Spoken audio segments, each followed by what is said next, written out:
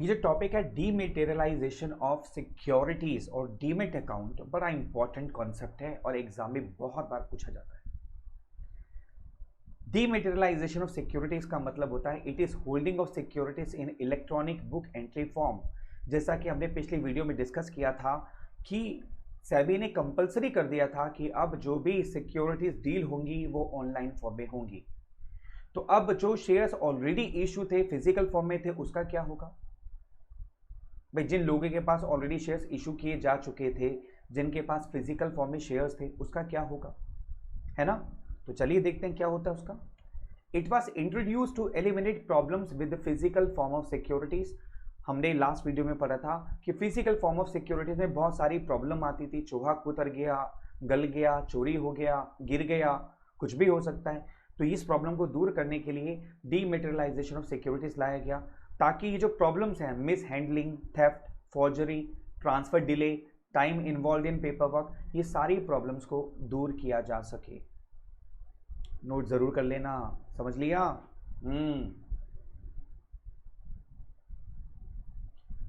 Demat account, डीमैटेरियलाइजेशन, इसको short form में बोलते हैं डीमैट। ठीक है, तो डीमैट अगर मैं बोल रहा हूं तो इसका मतलब क्या है? डीमैटेरियलाइजेशन यानी मटेरियल को रिकन्वर्ट कर देना डीमैटेरियलाइज फॉर्म में।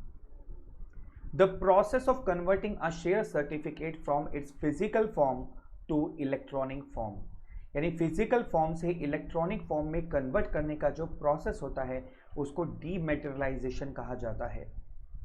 During this process the physical share certificates already issued of an investors are taken back by the issuing company and equivalent number of shares are credited in electronic form in the investors demat account at his request।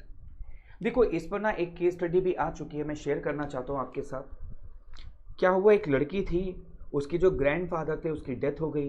तो उसने जब देखा कि एक संदूक यानी एक box पड़ा हुआ था, उस बॉक्स को जब उसने ओपन किया तो देखा उसमें कुछ शेयर्स पड़े हुए थे, फिजिकल फॉर्म में किसी कंपनी के शेयर्स पड़े हुए थे। अब उसने सोचा कि इन शेयर्स को मैं बेच दूं और मैं इसको मनी कन्वर्ट करा लूं ताकि मेरी ज़रूरत पूरी हो सके। अब आपको उसको गाइड करना है कि वो इन शेयर्स को कैसे बेच सकती है और कैसे उसको मनी में कन्वर्ट करा सकती है, और इस प्रोसेस को हम कहते हैं डीमैटेरियलाइजेशन प्रोसेस। अब इसमें क्या होता है, सबसे पहले उस लड़की को अपना डीमेट अकाउंट खुलवाना पड़ेगा, और डीमेट अकाउंट खुलवाने के लिए दो चीज़ें बहुत मैंडेटरी हैं। नंबर 1, पैन नंबर होना, यानी परमानेंट अकाउंट नंबर होना, जो इनकम टैक्स डिपार्टमेंट से इशू किया जाता है। दूसरा, एक बैंक अकाउंट होना, ये बहुत ज़रूरी है। ये दो चीज़ें मैंडेटरी हैं अगर आप डीमेट अकाउंट खुलवाना चाहते हैं। डीमेट अकाउंट बेटा किसी भी बैंक में खुलवा सकते हो, जैसे सेविंग अकाउंट करंट अकाउंट होता है, वैसे डीमेट अकाउंट होता है, आप बैंक में खुलवा सकते हो, प्रोवाइडेड उस ब्रांच में वो फैसिलिटी होनी चाहिए, दैट्स इट। तो डीमेट अकाउंट के लिए दो चीज़ें कंपलसरी हैं, एक पैन नंबर और दूसरा क्या बोला था मैंने, बैंक अकाउंट। यस, ठीक है। अब इस प्रोसेस में क्या होगा, सबसे पहले उस लड़की को डीमेट अकाउंट खुलवाना पड़ेगा, ये दोनों चीज़ें देनी होंगी। फिर in this process physical share certificates of already issued are taken back by the issuing company, यानी अब उस लड़की को वो जो शेयर सर्टिफिकेट हैं, जिस कंपनी ने वो शेयर्स इशू किए थे, उसको सरेंडर करने पड़ेंगे। वहां जाकर उसको देने पड़ेंगे, जी ये अपने शेयर सर्टिफिकेट पकड़ो और इसके बदले में जितने मेरे शेयर्स बनते हैं वो मेरे डीमेट अकाउंट में इलेक्ट्रॉनिक फॉर्म में ट्रांसफर कर दो। An equivalent number of shares are credited in electronic form in the investor's demat account at his request। यानी डीमेट अकाउंट खोलने के बाद में अब वो कंपनी के पास शेयर सरेंडर किए जाएंगे।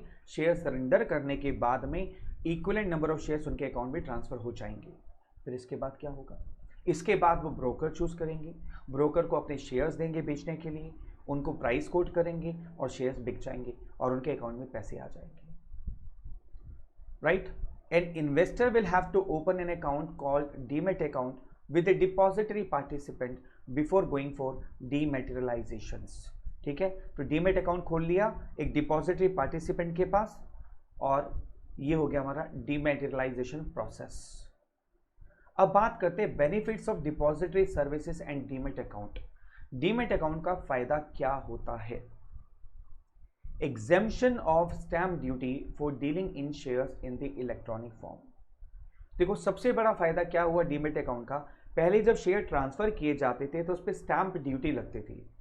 स्टैम्प ड्यूटी किसी भी डॉक्यूमेंट को वैलिड करने के लिए गवर्नमेंट को एक आप कह सकते हो ड्यूटी पे करनी होती है, ताकि वो जो आप डॉक्यूमेंट ट्रांसफर कर रहे हो उसकी ऑथेंटिसिटी बनी रहे, वैलिडिटी बनी रहे। तो गवर्नमेंट को ड्यूटी पे करनी होती है, जिसको हम स्टैम्प ड्यूटी बोलते हैं। अब जब फिजिकल फॉर्म में शेयर ट्रांसफर ही नहीं हो रहे तो स्टैम्प ड्यूटी का चक्कर खत्म, क्योंकि आपके शेयर ट्रांसफर कैसे हो रहे हैं, ऑनलाइन, फिजिकल फॉर्म में हो ही नहीं रहे। तो सबसे पहला फायदा क्या हुआ, exemption of stamp duty for dealing in shares in electronic form. जितने भी लोग इलेक्ट्रॉनिक, अब तो सभी करते हैं इलेक्ट्रॉनिक फॉर्म में, क्योंकि फिजिकल फॉर्म में जो सिक्योरिटीज हैं वो डील होती ही नहीं है। तो स्टैम्प ड्यूटी खत्म, पहला फायदा। दूसरा फायदा, elimination of problems associated with transfer of shares in physical form such as loss in transit, theft, delay etcetera. यानी जितनी प्रॉब्लम्स पहले फिजिकल फॉर्म ऑफ शेयर्स के साथ होती थी अब वो खत्म हो गई। आप देखो ईमेल, आपके ईमेल अकाउंट में अगर कोई ईमेल पड़ी है आपकी, ना वो धुल सकती है, ना वो उड़ सकती है, ना चोरी हो सकती है, ना चोहा कुतर सकता है ना चाय गिर सकती है, वो सॉफ्ट कॉपी के फॉर्म में है। ऐसे ही अब आपके पास जो शेयर्स है वो किस फॉर्म में है, सॉफ्ट कॉपी में। तो वो चूहा नहीं कुतर सकता, गल नहीं सकते, खो नहीं सकते, गिर नहीं सकते, वो आपके अकाउंट में पड़े। ठीक है, तो वो प्रॉब्लम खत्म हो गई। तीसरा फायदा होता है concept of overload stands abolished. ये आपको समझने की जरूरत है, ये आपको बहुत कम समझ आया होगा, अगर आपने कभी ट्राई किया होगा तो आप समझिए जरा। पहले क्या होता था, जब ये शेयर्स इलेक्ट्रॉनिक फॉर्म में नहीं थे, मान लीजिए कंपनी को 1 लाख शेयर्स इशू करने हैं। अब मान लो 1 लाख लोगों ने एक एक शेयर खरीद लिया, तो कंपनी के लिए तो बड़ी प्रॉब्लम हो जाएगी। 1 लाख शेयर होल्डर्स का डेटा मेंटेन करना आसान तो है नहीं, वो भी फिजिकल फॉर्म में, कॉपी में, रजिस्टर में, बहुत मुश्किल है। तो कंपनियां क्या करती थी, पहले लॉट में शेयर बेचती थी। लॉट समझ के, बंडल में, कि जैसे 100 शेयर का एक बंडल बना दिया कि 100 शेयर खरीदो या 200 खरीदो या 300 खरीदो। अब इसमें एक फायदा हो गया कि अगर मान लो कंपनी को 1 लाख शेयर्स इशू करने हैं और अगर 100 लोगों, अगर सबने एक एक बंडल खरीदा, लॉट खरीदा, तो भी 1000 शेयर होल्डर्स होंगे ज़्यादा से ज़्यादा, क्योंकि एक के पास 100 शेयर आएंगे तो 1000 के पास कितने हो गए, 1 लाख। तो कंपनी पहले लॉट में शेयर बेचा करती थी, जैसे 100 का लॉट बना दिया, 500 का, 200 का। वो इसलिए होता था क्योंकि कंपनी को कन्वीनियंस हो जाती थी, आसानी हो जाती थी। लेकिन इन्वेस्टर के एंगल से सोचो ना, मान लीजिए आपने 100 शेयर खरीद लिए, अब आप बेचना चाहते हो, आपको पैसों की जरूरत है, तो आपको 100 ही बेचने होंगे, आप फाड़ नहीं सकते उसको, आप कम नहीं कर सकते। लेकिन अब क्या है, इलेक्ट्रॉनिक फॉर्म में, ऑनलाइन फॉर्म में है, तो आप 100 क्या, 1 शेयर भी खरीद सकते हो, 5 भी खरीद सकते हो, 7 भी खरीद सकते हो, 13 भी खरीद सकते हो, 500 भी खरीद सकते हो, और आप इसी हिसाब से बेच भी सकते हो। आप 1 शेयर बेचना चाहते हो, 1 शेयर बेच सकते हो। तो इसका मतलब यहां पर जो लॉट का जो कॉन्सेप्ट होता था वो अब क्या हो गया, खत्म, फिनिश, अब उसकी जरूरत नहीं है। बहुत नुकसान था ऑड लॉट्स में, अब खत्म हो गया। चौथा फायदा होता है increased liquidity through speedy settlement. Physical form में हमने पढ़ा था ट्रांसफर में बहुत टाइम लगता था, लेकिन अब नहीं लगता, क्योंकि खरीदने वाला और बेचने वाला दोनों का ही डीमेट अकाउंट होना कंपलसरी है।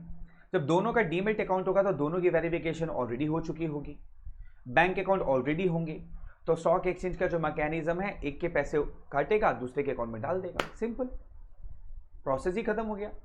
जब सारा मैकेनिज्म स्टॉक एक्सचेंज के थ्रू हो रहा है तो ट्रांसफर करने का प्रोसेस ही लंबा जो था वो बिल्कुल खत्म हो गया। अब तो 2 से 3 दिन का प्रोसेस ज्यादा से ज्यादा होता है, simple.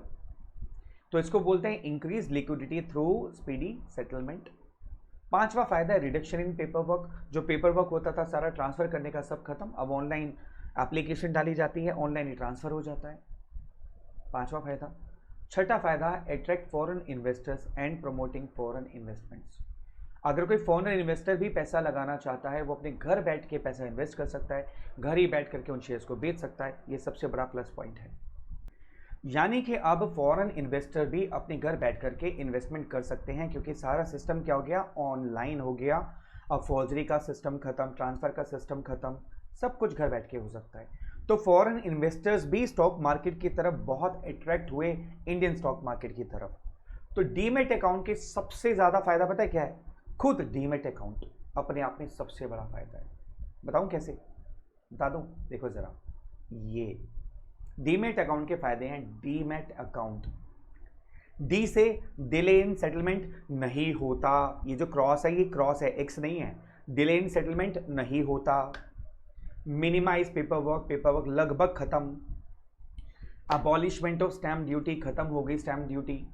Transfer of shares in physical form, वो भी खत्म हो गए। अट्रैक्ट फॉरेन इन्वेस्टर्स, जी हाँ बिल्कुल। और सी से concept of odd lots stand abolished.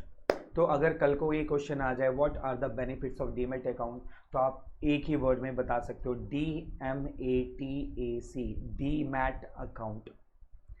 यानी डिले इन सेटलमेंट नहीं होता, पेपर वर्क मिनिमाइज हो गया। ए से abolishment of stamp duty, T से transfer of share in physical form, A से attract foreign investors, and concept of odd lot stand abolished, खत्म। And this is called demat account services, demat. कितना आसान हो गया ना। चलिए, टेक केयर, रिमेंबर डीमैट।